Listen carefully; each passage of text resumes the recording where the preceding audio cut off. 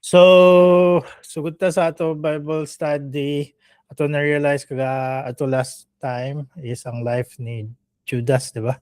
Kaya like sad ang yung life. I don't know, like, posible good nga mag-walk ka sa word, mag-talk ka sa word, which is Jesus, and live ka sa word, but technically, wala ka, di ba? Wala ka na belong. Wala kay faith sa word itself, which is Jesus. So, karon is posible po na ma-fail ta sa atong life, ma-fail ta sa atong walk, but na redemption or restoration sa end. So, kabalo naman ta sa life ni Peter, pero mas I feel like kung ato aning iagian, masabtan na nato nga nganong gisulat ni John, ang John 14. Kato sa last nga, I am the way, the truth, and the life. So, fight game. So, in relation, last week, atong nakuan na ang atong gaka marag team niya is ang atong heart, ang heart ni Judas is kind of marag wala gid siya sa presence ni Jesus, wala gid siya nag-believe kan Jesus ba. So ang sa Bible sa Proverbs 4:23 ana sa Proverbs 4:23, don't lose sight of them, keep them within your heart, which is wisdom niya pasabot sa verse 22, for they are life to those who find them, which is wisdom, and health to one's whole body. Ang verse 23 dahil ang pinaka-importante, guard your heart above all else, for it's the source of life. Don't let your mouth speak dishonestly, and don't let your lips talk deviously. Let your eyes look forward, fix your gaze straight ahead. Carefully consider the path for your feet, and all your ways will be established. Don't turn to the right or to the left. Keep your feet away from evil. So, keep na to na nga picture. So technically, ang thoughts o desires na nato, ang will and emotion mo na ang nasa ato ang heart, which is mo ang source, ang wellspring of life. So what shapes the inside of you will shape everything that flows from you. Gets ato? So, muna siya picture niya. Kung nice ang sources sa imong ang wellspring of life, ang spring, that means mo grow po ka at the same time naman. So, muna yun sa Matthew 6:23, the eyes is the lamp of the body. If your eye is healthy, your whole body will be full of light. So, muna, ang eyes is ang gateway or nga ato ang lamp. So, atong mata, ang atong gateway or lamp sa ato ang heart, di ba? So, ang Proverbs na, guard your heart because mo na ang wellspring sa atong life. So whatever ato ang gibutang sa atong heart, that means sa Luke 6:45, a good person produces good out of the good stored up in his heart, an evil person produces evil out of the evil stored up in his heart, for his mouth speaks from the overflow of the heart. So pasabot, so whatever ang ato nakita sa atong mata, mo gateway and lamp, and then atong heart is mo ang atong storage, kumbaga. Mana sa Bible, guard your heart, diba? So, and then ang atong mouth mo reflection. So, muna yun sa Bible, thy word is the lamp to my feet and the light into my path, diba? So, muna, i-guard na to atong heart. So, whatever atong makita, muna atong nasa atong heart, and then mo atong reflection sa atong mouth. So, muna ang atong mouth is sharper, diba? It's technically makaguba og life itself. So, muna ang atong keep in mind. So, muna ang action. So, eyes, heart, mouth, ug ang action. It's because nasa imong heart na siya ang result sa imong action. Okay. So, check na to sa kanang template, kaning upat, i-check na to kung Judas. Technically, dagan warning giatag si Jesus siya. So there are some of you who do not believe. So John 6, did I not choose you the 12? And then you are clean, but not every one of you. So muna warning giatag ni Jesus siya. So I know whom I have chosen, but the scripture will be fulfilled. He who ate my bread has lifted his heel against me. So warning na siya. Truly, truly, I say to you, one of you will betray me. So having a warning, woe to that man by whom the Son of Man is betrayed. It would have been better for that man if he had not been born, diba? Having a warning. So ang eyes ni Judas at tungatan. So all the miracles and sign, kauban siya ni Jesus. But the young heart didn't believe in Jesus. And the young heart is grabbing ang greed and theft. Mo na ang words niya. Technically, na ay, due sa young heart, nga wala siya nag-believe kay Jesus, then the devil put betrayal sa young heart, di ba? Sa young mind. Mo na ang young words, is surely not I, Rabbi. Judas asked, is it I, Rabbi? So, as Jesus, you have said so sa Matthew 26:25. So, mula sa Last Supper, muto si Satan, di ba? After niya paglay si Satan in full possession din, di ba? Kinda interesting, no? So, ang yung eyes, kita niya tanan, yung heart, yung words now. Pagkuman, ang action din ni Judas is what you are going to do. Ano si Jesus, what you are going to do it quickly. So, ayan, betray na niya si Jesus. So, then pag kiss niya ka Jesus, Judas, would you betray the Son of Man with a kiss? Muna yung question mark ni Jesus. So, napay moment si Judas na mag-repent, diba? But technically, napay another one na moment nga mag-repent si Judas na siya, friend, why have you come? Or do what you came to do. So, muna yung remorse. Then, nakita na to nga, si Judas nag-remorse and then nag-gikog, diba? Kinda sad. So, check na to sa life ni Peter sa John 1:40. Ako na lang basahan pero tapaw lang basa. So, Andrew, Simon Peter's brother, was one of the two who heard John and followed him. He first found his own brother, Simon, and told him, we have found the Messiah, which translated the Christ. And he brought Simon to Jesus. When Jesus saw him, he said, you are Simon, son of John, who will be called Cephas, which is translated Peter. So before an early discipleship, Andrew brings Simon to Jesus. Then Jesus named him Cephas or Peter, diba? Then Peter's home and mother-in-law got healed. Then miracles, catch of fish. Then called besides the Sea of Galilee. So ato na i-summarize ang unsay na itabo before. Then Peter is appointed among the 12. Then Peter asks about the parable of Pharisee and tax collector. And then sa verse 42, Jesus knows how Simon present identity and speak prophetically about his future calling. So pasabot si Jesus, before pa sila nag-meet, si Jesus kabalo na kang Peter. Kuha na niya. Kaya sa verse 42, and he brought Simon to Jesus. When he saw him, he said, you are Simon. So dili, hey, I'm Simon. Hello, I'm Simon Peter. No, I asked Jesus, you are Simon. So kabalo gid siya ang ngayanganan si Simon, diba? Called Cephas or Peter. So, muna siya. So Jesus first saw Peter.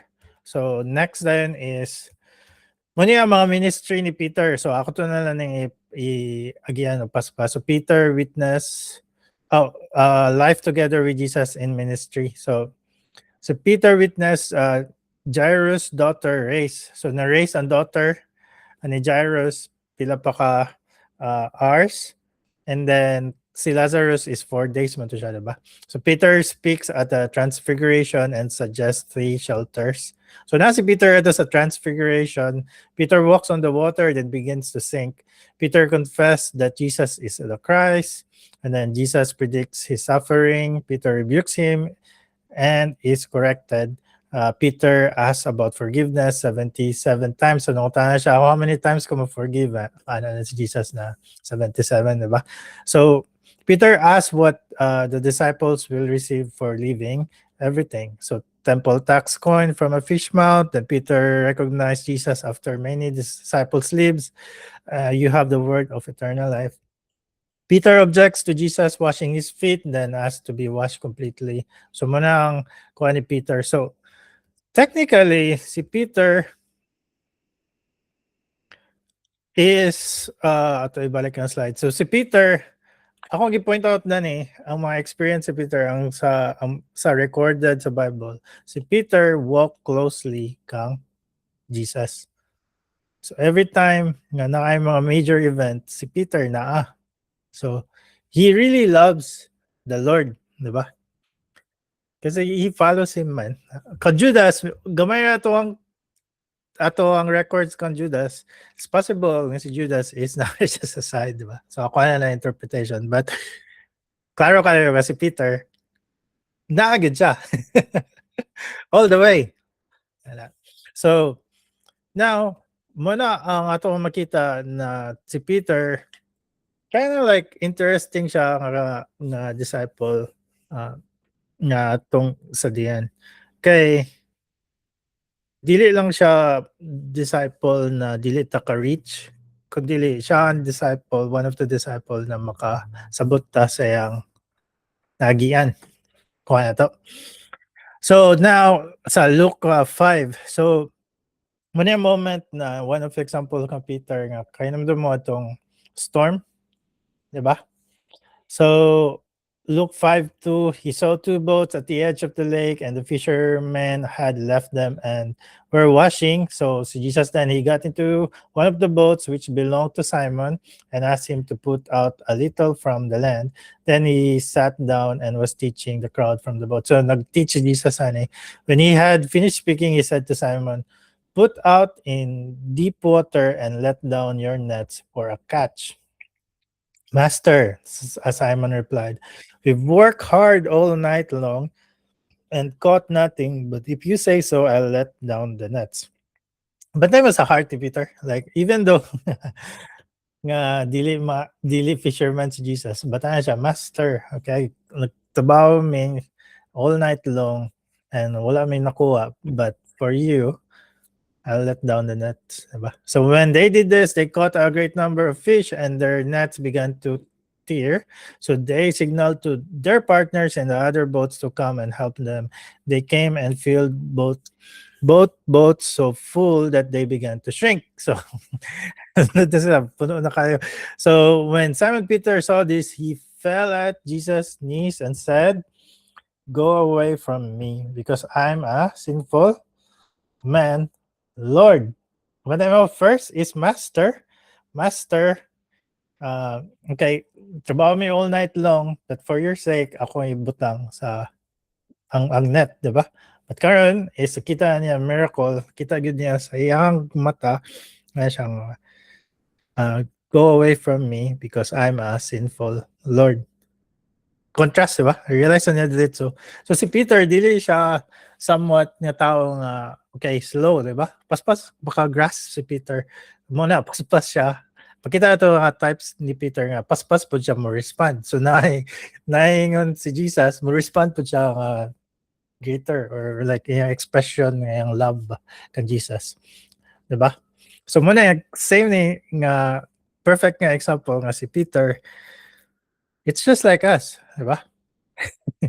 So next dayon ana siya, for he and all those with him were amazed at the catch of fish they had taken. And verse 10, and so were James and John, Zebedee's sons, who were Simon's partners. "Don't be afraid," Jesus told Simon. "From now on you will be catching people." When they brought the boats to land, they left everything and followed him.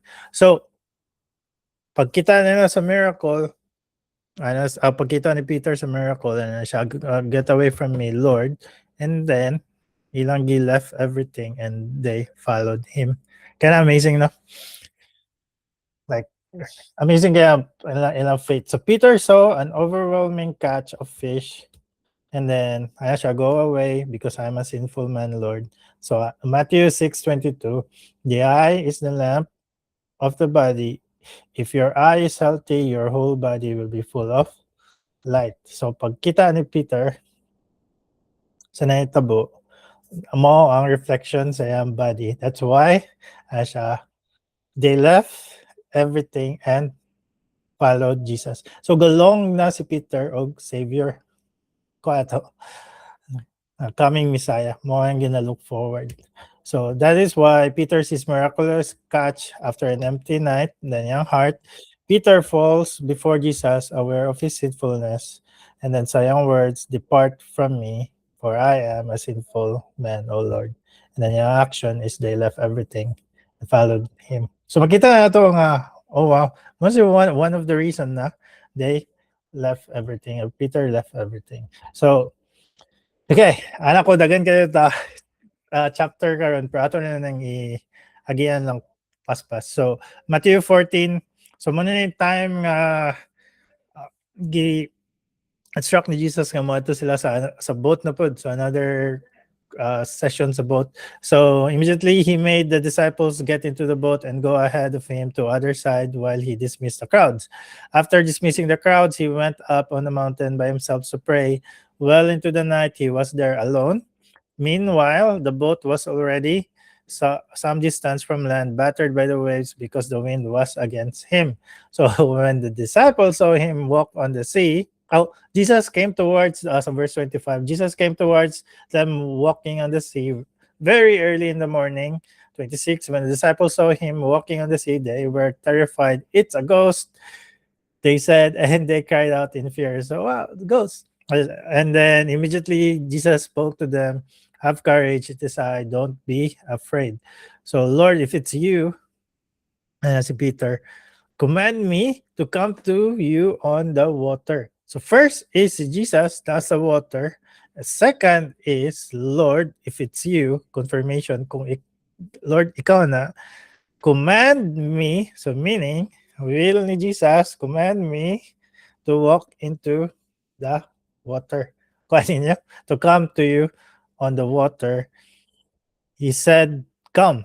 And climbing out of the boat, Peter started walking on the water and came toward Jesus.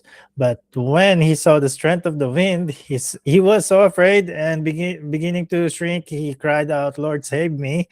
Immediately, Jesus reached out his hand, caught hold of him, and said to him, "You little faith, why did you doubt?" Uh, when they got into the boat, the wind ceased. Then those in the boat worshiped him and said, "Truly, you are a son of God." So when the disciples saw him walking to sea, then siya, "Have courage, it is I, don't be afraid." Then, "Lord, if it's you," mana importante "Lord, if it's you, if it's Jesus, command me." So, will ni Jesus, will sa Father to come to you on the water. And then, ang answer is, "Come." So, that's a command, di ba? So, Peter started to walk on the water, but wala siya sa passing kay wala siya nakakita sa wind.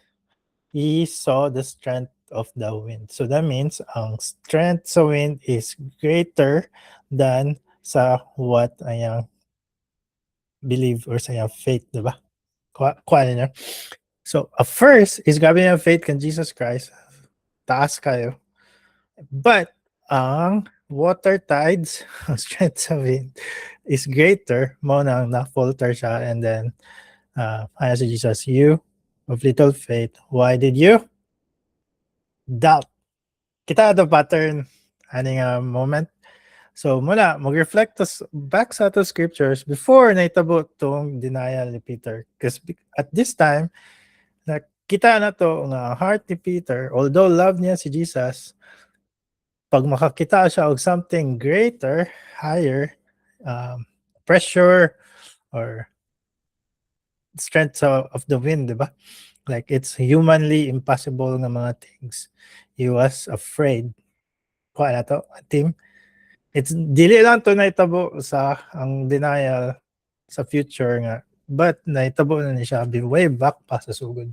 So, ano na si Jesus, "You of little faith, why did you doubt?" Kuha na to.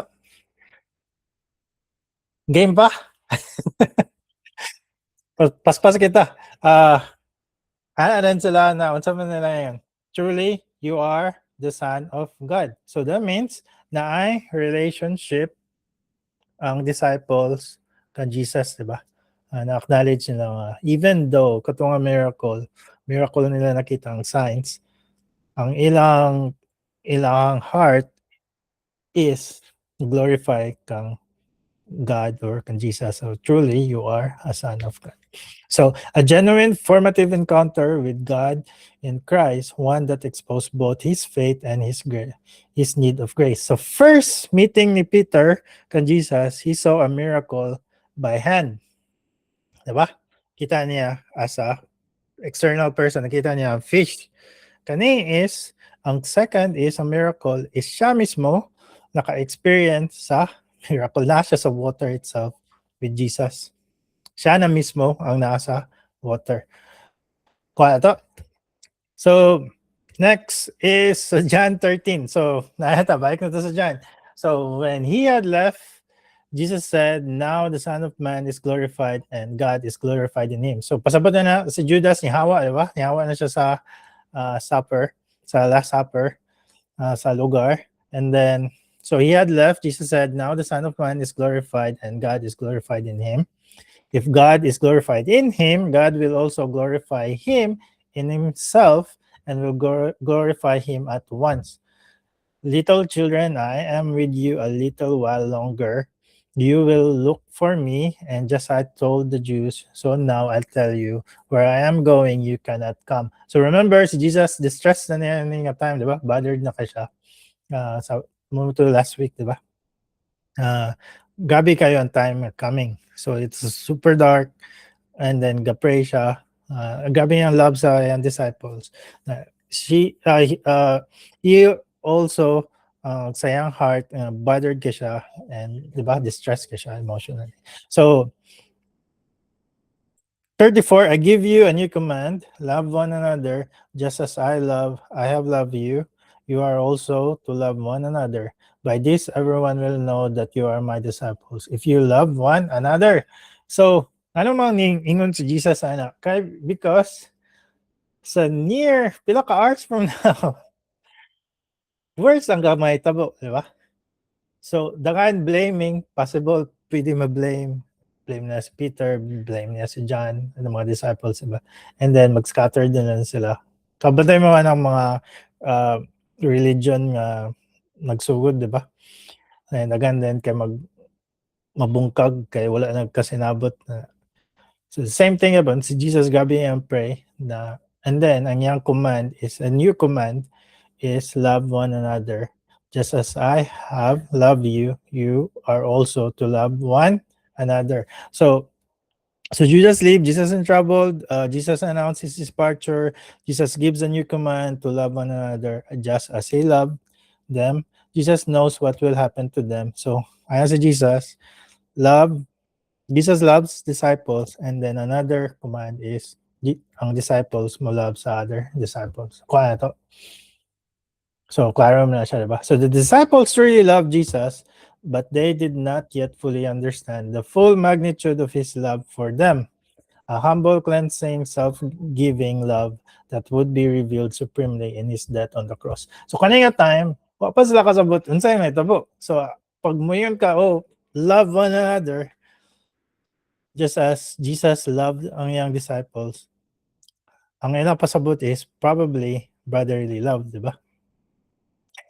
Oo man sila kabalo. Unsa ang wait, unsa na nga love, di ba? So, love na ko si Kirk. So mo na nga gusto na ko nga si Kirk makakita og partner and then grow sa family yan, di ba? So ano man na. So kung love din mo si JM, then kung unsa may tabo sa family, then I'll spend 10 hours na one-on-one kung na something na happen sa family. Kay love man mo, di ba? Brotherly love, diba? Same thing, possible, same thing and lang disciples. We love one another. But, pasla kabalo unsa ang depth o unsa kabugat ang kaninga love, diba? So, next is sa 36, si Peter, Lord, Simon Peter said to him, where are you going? Because ano was Jesus, kung mato ko sa somewhere nga dili mo makago, di ba? So Jesus answered, where I am going, you cannot follow me now, but you will follow later. And then sa 37, Lord, Peter asked, why can't I follow you now? I will lay down my life for you. So si Peter, agabi ka. So Before, di ba, makita nato na ang character ni Peter. Kita ba na to ang character po ni Peter again na the way siya ma-respond is grabe kayo siya ka-expressive sa love niya kan Jesus. Diba? So ano siya, Lord, command me to come sa kanya water para ma-duol ko nimo. Kani sa same time, I will lay down my life for you. So katong time sa storm, si Peter willing mo risk sa iyang life kay tungod love niya si Jesus. At the same time, kani is si Peter willing mo risk sa iyang life tungod sa love niya kan Jesus. But si Peter cannot come because lahi ang purpose ni Jesus sa cross, di ba? To save everybody once and for all. So 38, Jesus replied, will you lay down your life for me? So muna ang paklaro na ni Jesus, will you lay down your life for me? Truly, I tell you, a rooster will not crow until you have denied me 3 times. So, pasabot ba nga deflect ni Jesus ang love ni Peter? Sa man ang tanaw ninyo ning verse? Gi-deflect ba niya or what do you think? Deflect meaning, ana si Peter, love ka na ako, Lord, willing kong pakamatay sa mga, then, kuhan lang, change topic, ana. Or, di ba? What do you think? Sa inyo tanaw? Murag iyang gi-correct ko ya para gi-answer. DJ, sa tanaw nimo bro? Wala gi question ni Jesus ani nga timang love ni Peter. Pero since God manggod si Jesus, yan ang kuan si Peter ba nga, love ko nimo pero i-deny ko nimo karong gabi una. Ngano kaya ang giingana niya? What do you think? I-discover ta na kay murag na bagong revelation ani ba? Kay murag na kuan ko anong part bitaw no ano kang gi-reveal po ni Christ no nga mahitabo ra magid siya. Katong question niya sa Samaritan woman, di ba? Ano siya, go get your husband. Then, to Samaritan woman, wala mo kay husband. Si Jesus nga, tinod, nakatulo, di ba? Same thing, Ayo. Kabing na yung passionate ka siya, na Lord, mugo ko nimo. Bisa asa ka madto, willing ko ma-risk akong life. Wala na siya, wait. Check your heart. Kumbaga, kung ato i-summarize, Peter, check your heart. Will you lay down your life for me? But, think first, Peter, before ka mo-respond. Sa 3 days, sa pila ka days from now, pila ka hours from now, i-deny ko nimo 3 times. Kuha niya. So, before ka mo-respond to it, so, think first. Okay, kaninga time, it's the darkest hour. Diba? Sabta na to ang iyang kuha ni Jesus. The way siya magtubag si Jesus is kinda amazing. Mao ang kailangan ni Peter nga time actually. Kay the moment na i-deny ni Peter si Jesus, kita na to ang importance ani nga verse. Kay ma-reflect niya ang iyang giingon ni Jesus. Kuha na to. So kumbaga kung nagsaka ta og mountain, before ka mosaka sa pinaka-top sa mountain, magbutang ka og asa ka, di ba? Butang ka og flag nga nako dani nga pin coordinates, di ba? Latitude, longitude. Kung wala, flag, di ba? Then mo na itong i-follow nga trail before ta ni saka sa mountain. Kaya pagbalik na to, naani nga flag. Tita mawala, di ba? Same thing. So, Jesus, butang og flag ani. Later on, sa worst things happen, then makita na to ang changes. So, Peter truly loved Jesus, but at this point, he did not yet grasp the full depth and direction of Jesus' love. Peter says he is ready to lay down his life for Jesus, while Jesus is about to lay down his life for Peter and the whole flock. So, okay. So, ato na ta sa kanila ko pasabot na unsay na happen, di ba? So, ito na, nag-carry na si Jesus sa cross and all, and then nag-follow si Peter. So they seized him, led him away, and brought him into the high priest's house. So it was Jesus. Meanwhile, Peter was following at a distance. They lit a fire in the middle of the courtyard and sat down together. And Peter sat among them. So love gid niya si Jesus, di ba? Wala pasabot nga dili niya love si Jesus. Nag-risk siya. Naglingkod na gid siya para closer niya makita si Jesus. Concerned gid siya kay Jesus, di ba? When a servant saw him sitting in the light and looked closely at him, she said, "This man was with him too." But then he denied it. "Woman, I don't know him." After a little while, someone else saw him and said, "You are one of them too." "Man, I am not," Peter said. About an hour later, another kept insisting, "This man was certainly with him, since he also a Galilean." But Peter said, "Man, I don't know what you're talking about." Immediately while he was still speaking, a rooster crowed. Then the Lord turned and looked at Peter. See? Then the Lord turned and looked at Peter. So Peter remembered the word of the Lord, how he had said to him, "Before the rooster crows today, you will deny me 3 times." And he went outside and wept bitterly. So katong moment sa John is where mao ang flag ni Peter. Gibutang ni Jesus para kang Peter. For him to remember ang rough time sa iyang life, and then ma-remember niya na si Jesus nag-ingon aning a word, and then he realized si Peter dili slow, di ba? Paspas si Peter then sa 62 man, sa verse 62, he went outside and wept bitterly.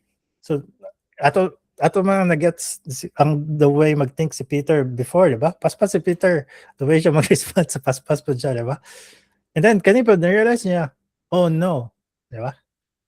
I denied and betrayed Jesus. So I denied Jesus technically. So he denied Jesus 3 times, and because he was afraid, fear and self-preservation over confidence. Diba? Peter insisted that he would never fall away, and then lack of spiritual readiness. So later on sa Garden of Gethsemane, Peter had been unable to stay awake and pray. So wala na pray si Peter. Tulog na siya, diba? Kauban sa disciples. Jesus had warned that the spirit indeed is willing, but the flesh is weak. Confusion and shock, Peter still did not fully grasp that Jesus' suffering and death were part of God's redemptive plan. So sa Matthew 10:32, "Therefore, everyone who will acknowledge me before others, I will also acknowledge him before my Father in heaven. But whoever denies me before others, I will also deny him before my Father in heaven." So, whole possibility na ang verse 62 sa Luke 22 verse 62 o ang Matthew 10:33, kabalo si Peter because he followed Jesus, di ba? So before akong ipakita mga list nga things na naa si Peter. Kasi Peter, grabe niya pag-follow kan Jesus, di ba? He really loved the Lord. But Peter loved Jesus. He had even drawn a sword in the garden. But love without dependence on God can collapse under fear. It's the same collapse sa strength sa winds, sa waves, sa boat. Ning-collapse siya, di ba? "Oh, you of little faith, why did you doubt?" Same collapse po sa yung denial. Di ba? Grabe yung fear. Ang society, grabe na yung, ikaw man to, si Kirk man to, na dito sa kuwan, si Fermi, di ba? So, uban na siya dito. Si Peter po, si Peter, ikaw, appeal ka na. Same collapse kasi sa yung fear. So, okay, John 21. When they had even breakfast, Jesus asked Simon Peter, "Simon, son of John." So, muna na yung time, after na, nauman tanan, then, resurrection na siya. And then sa John 21:15, when they had eaten breakfast, Jesus asked Simon Peter, "Simon, son of John, do you love me more than this? Remember, sa first nilang meeting, si Jesus saw John, di ba? Instead of, hey, I'm John. Sa first meeting, siya, you are Simon, di ba? This time is, si Jesus, Simon, son of John, di ba? He called niya yung name. Same thing sa first. Do you love me more than this? So, yes, Lord, siya. He said to him, you know that I love you. Feed my lambs, as Jesus. 16, a second time he asked him, Simon, son of John, do you love me? Yes, Lord, he said to him, you know that I love you. Shepherd my sheep. So first, feed my lambs. Second is shepherd my sheep. Then 17, he asked him the third time, Simon, son of John, do you love me? Peter was grieved. See, Peter was grieved that he asked him the third time, do you love me? He said, Lord, you know everything. You know that I love you. Feed my sheep. Jesus said, truly I tell you, when you were younger, you would tie your belt and walk wherever you wanted. But when you grow old, you will stretch out your hands and someone else will tie you and carry you wherever you don't want to go. He said this to indicate by what kind of death Peter would glorify God. After saying this, he told him, follow me. Sabi na sa verse 18. Truly I tell you, wherever you were, when you were younger, you would tie your belt and walk wherever you wanted. But when you grow old, you will stretch your hand and someone else will tie you and carry you where you don't want to go. Sabot, unsa man ang death ni Peter? He was crucified. Yep. And he requested upside down. Yeah, uban Bible scholar din nga na, Oh. pero wala sa Pero wala sa Bible. yeah. So he was crucified, di ba? So Jesus came to Peter in his failure. Jesus addressed love, not merely failure, di ba? 3 affirmations answered 3 denials. Katulog i-deny ni Peter si Jesus. Katulog i-affirm. Gitry ni Jesus to restore si Peter, di ba? Do you love me? Feed my lambs, di ba? So sa ka-third na insulto na siya, di ba? So he was grieved. Dili gyud insulto ang right nga term. I think grieved lang gyud kay siya nga ano mang gibalik ni Jesus. But technically katulo niya gi-deny si Jesus. That's why katulo ang affirmation. Peter, do you love me? Di ba? Kana interesting ka. So Jesus recommissioned him to serve. Jesus called him forward again, follow me. So the first catch revealed Jesus' power to Peter, the first encounter. The second catch, followed by breakfast, forgiveness, and renewed calling, revealed Jesus' love to Peter. Peter learned that Jesus was not only powerful enough to call him sa first, but loving enough to restore him.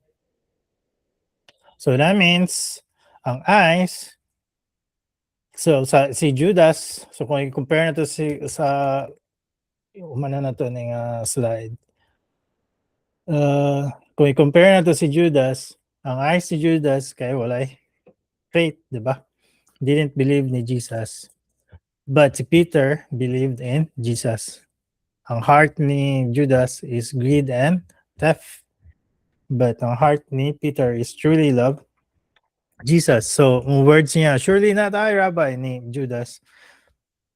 But ang words ni Peter is, Lord, why I can't follow you? I will lay down my life for you. Mo ang yang heart, di ba? So, ang action is really different. So, what we're going to do quickly, so betray. Ang isa is denied 3 times. Let's just say one is heavier than the other, but technically, it's the same sin, di ba? So, a sin is a sin, lie is a lie, murder. Lie is a sin, murder is a sin also, di ba? But, kani sila dua is murder. Technically, si Judas, technically, gi-allow niya ang death ni Jesus, di ba? But si Peter, ang faith na crumbled down tungod ang iyang gideny niya si Jesus, diba? At nga time. So, a faithful follower, tungod sa iyang fear, then, mo to nga, a few of little faith, diba? Why doubt? So, affirm his love to Jesus and repentance and then restoration. Jesus recommissioned him to serve and follow me. Kinda interesting because ang heart difference in Peter's denial is often treated as a grievous but temporary collapse of a true disciple, while Judas' betrayal is treated as an expression of a heart already set against Christ. So susugod pa lang, wala gid siya na-follow technically. But si Peter is nag-follow gyud kang Jesus. So that's why it's temporary collapse of a true disciple. So faith difference sila. Many Christians teachers say Peter will belong to Christ even while he failed Christ because Jesus had prayed for him and later restored him. Diba? Si Jesus na-pray sa iyang mga disciples, diba? Judas, by contrast, is often portrayed as never truly having that same saving faith, for his betrayal reveals a settled condition rather than a momentary lapse. So repentance ang difference. The decisive theological contrast is that Peter's sorrow became repentance, while Judas' sorrow became despair, diba? And remorse. Peter ran back towards God in confession. Judas ran away from God in hopelessness. So he said this to indicate by what kind of death. So muna ako pasabot kanina. At the end, si Peter, he died on the cross. Diba? So muna sa 19, he said this to indicate by what kind of death Peter would glorify God. After saying this, he told him, follow me. So Lord, Simon Peter said to him, where are you going? Jesus answered, where I am going, you cannot follow me now, but you will follow later. So, grabe kayo nga sacrifice po ni Peter. Because he died on the cross too. So, John 14. Dali din na ito masabtan ng John 14. So, sa taas-taas nga atong gibaklay, muna din mo transition na din ta sa John 14:1. Don't let your hearts be troubled. It's because tanan things nga happen sa tanan na to nga na sabtan sa previous weeks, worse ang may tabo, di ba? Gabi ka dark, ang gabi ang spiritual battle sa good and evil, di ba? Na spiritual battle. Si Satan ni-possess kang Judas, di ba? So, daghan things nga may tabo, ana si Jesus, don't let your heart be troubled. Believe in God, believe also in me. In my Father's house are many rooms. If it were not so, would I have not told you that I'm going to prepare a place for you? If I go away and prepare a place for you, I will come again and take you to myself, so that where I am, you may be also. So, since love nila si Jesus, worse sa mga hapad, makita nila ng Savior nga gilansang sa cross, na siya nga, where I am, you will be also. Muna ang assurance. So, you know the way to where I am going. Lord, Thomas said, we don't know where you are going. How can we know the way? So, sabta na nato niyang 6, Jesus told him, I am the way, the truth, and the life. No one comes to the Father except through me. If you know me, you will also know my Father. From now on, you do know him and have seen him. So mula ang gis sa John 14 verse 6. Perminti nato na ginastorya basta mag-share ta gospel, diba? But ang verse is gabi kayo nga wait, because ang example na previous nga mga verses is ang life ni Peter, diba? So imagine mayon si Jesus, nakita niya may tabo kang Peter, deny niya si Jesus 3 times. Then mayon din si Jesus na I am, so where I am, you may be also. So verse 3, muna yung assurance niya. and then I am the way, the truth, and the life. So that means you guys are following me, verified na I am the way, the truth, and the life. Sealed sa Father, diba? Na ako rin yung way, nothing else. And then whatever comes after running ang R, so sa next nga mga chapter, na covers naman, diba? Is ang ako assurance na ako sa inyo. So from now, from sa verse 7, from now on, you do know Him and have seen Him. Kasi lang longing is always be with God the Father. So that's why, so the moment nga sa crucifixion, even though nga grabe kayo nga stress, grabe kayo nga marang world marang collapse, sila mismo keep on following Jesus, di ba? Hinahinay ang ilang courage, ang ilang faith nga grow, nga even nga sa top and makita nila si Jesus, di ba? Nga uban sila ni Jesus katong sa cross, di ba? Siya son, this is my mother, di ba? And imo na ni mother, I love her, di ba? Kuha na to na sa crucifixion. Right? Klaro ba siya?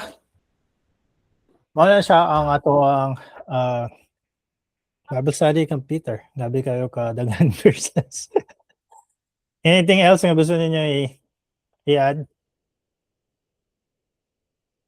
Realization, insights?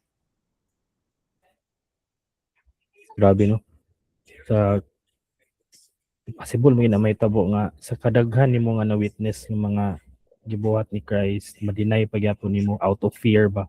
Not out of lack of faith, but out of fear kay patyon nun na nga akong gina-follow, patyon pa ko. Magunsa na lang ano ba? Mm. Yep. Wa ko kay aton no. Is it to ako ata, I don't know. La ikaw man to. Ha? Yep. Mo to ang reason kato ako first nga question. Ngano gi ignan man ni Jesus nga pila ka hours from now i-deny ko nimo, di ba? 3 times before ang crow mo tingog. It's because kabalo siya na si Peter is a human, di ba? Tungod na nga signal, tungod na nga point is kamulo siya og commit og sin. Na-remember niya ang young savior. Na-remember niya ang past ba? Nga mo niya warning sa young savior. Kuha na to. So, sa atong life, ingana po na i-remember na to ang ato ang things nga nabuhat together with the Savior, diba? Yang nabuhat sa atong life. All throughout sa mga sin, pero may kag-commit sin until di na ka mabalik. And then, realize na din mo nga tama day, ningon dito si Jesus, diba? Bato nga sa verse, sa verse niya, nag-web siya dito, diba? Knowledge niya to. Powerful to para, I don't know, para sa ako powerful ito. So, ano yun? Verse 61. Then the Lord turned and looked at Peter. So, more than si Peter. So Peter remembered the word of the Lord, how he had said to him, before the rooster crows today, you will deny me 3 times. Ito yung marker, kumbaga. Gitan-aw ni Jesus si Peter to ba siya? Ingon ko no. Technically, nga na, diba? Like, Ano, ingon bitaw ko. yep. Grabe kayo ka. So, isa po ka things nga to ma-realize. All throughout sa time ni Peter o ni Jesus, grabe kayo ang faith ni Peter, but nag-ning down tungod kay fear, di ba? Overwhelming fear, kasi tungod ang strength sa wind, kusog, kato sa boat, gabi na overwhelm ka siya. Ang isa is ang strength sa society nga mo push siya nga appeal. Ikaw man to appeal, di ba? Yung fear ba? Taas ka. But the end of the day, sa boat, ato na realize na immediately sa tuwingon sa boat tapit, sa tuwingon dito, immediately i-grab ni Jesus si Peter, di ba? So 31. Immediately Jesus reached out his hand and caught hold of him and said to him, "You of little faith." So first is gabi kayo na overwhelmed siya sa fear, sa waves, sa wind. But immediately Jesus, di ba? Caught onto him. Ang second is katong pag-deny niya. But Jesus looked into him, di ba? And kung wala ni look si Jesus, wala niya na-remember itong ingon niya ang Peter. Kuha na to ang point. So, si Jesus is always love niya ang disciples and he also loves us, di ba? He'll find nag way. So, muna may ng bantaw, wala good way ba? Wala good nag-remind sa kuha. Grabe akong sala and all. And, but, wala gyud kuan. Ipasagdan yung kun ninyo. Nope. Because Jesus will naagid siya mark, di ba? Iyago na yung mark na inudge you kasi ang heart. Remember, Annie? And immediately he will come. Muna siya. Fights? Na may question so far? Ano, medyo nisobra tagamay.